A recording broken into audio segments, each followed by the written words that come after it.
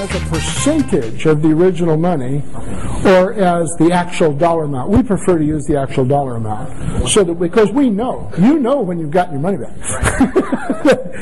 We can't fool you about that. So once I get my money back, I go to the 30%. 30% or 50% or whatever the number is, whatever the final number is, but and I'm just making money. But you're, and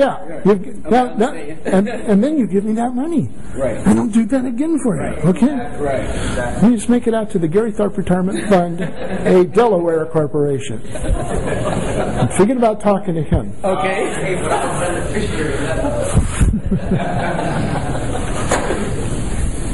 I lost the top to my black pen. Does anybody see it? You're supposed to be keeping track of this, Demetrius. I was paying attention to you. I'm sorry. So you said once you get that. I'm sorry, I put it on the end. Yeah. Once you get that $100,000 back, the investors start getting. Yeah. A lot of funds that you'll see will go. The final amount you get, the final division that you get, will be somewhere between 30 and 50%, and then it'll stay at that number forever.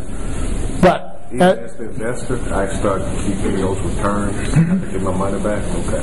After you get your money back, you still get all those returns. Well, how much have you really earned up to that point?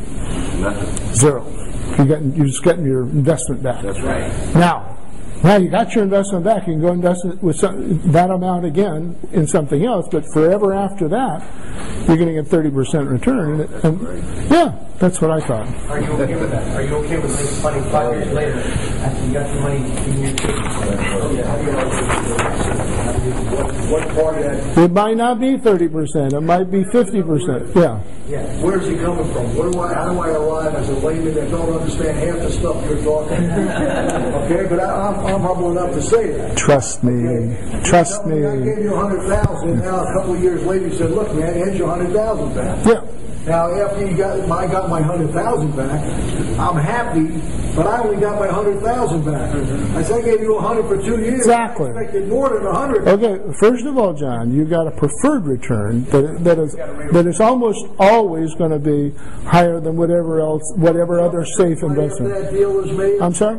Right after that deal's made, after I gave you my $100, I'm going to be making 7% of that money. Yeah. Thereabouts. Yeah. It's a cumulative preferred return. That means we have to have cash flow before you can get any money. Okay. If we don't have any cash flow the first year, it just stays in the pot. Okay. If you gave me $100,000, it's earning $7,000 a year, right? Okay.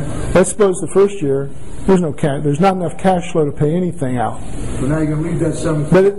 But it's in there. It's in your account. Okay. So the next year, holy moly, we made a lot of money that year. You get the next year $7,000 plus this $7,000, and that doesn't come out of the splits. That's before there's any splits. Okay. So now the third year, I got my $100,000 plus maybe $14,000.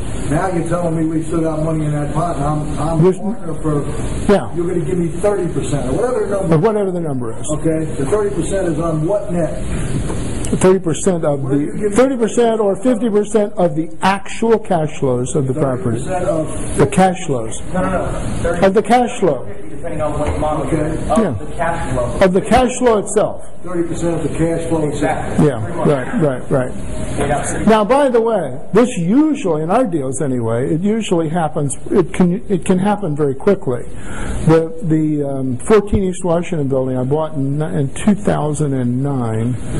In 1999, all right. In February of 1999, I bought what I call the Art Deco building in downtown Orlando, 14 East Washington. It's a 43,000 square foot office building that was built in 1941, almost 30 years before I was born. Oh no, that was my 19th lie this morning so far. I'm counting.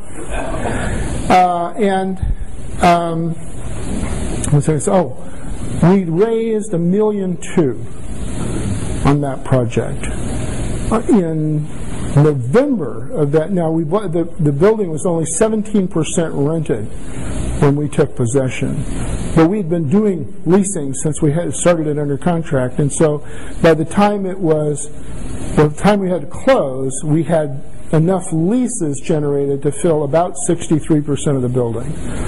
And so the bank funded, actually they didn't fund all of our loan because we had to get it up to 90%, I think, before we get all the money. But in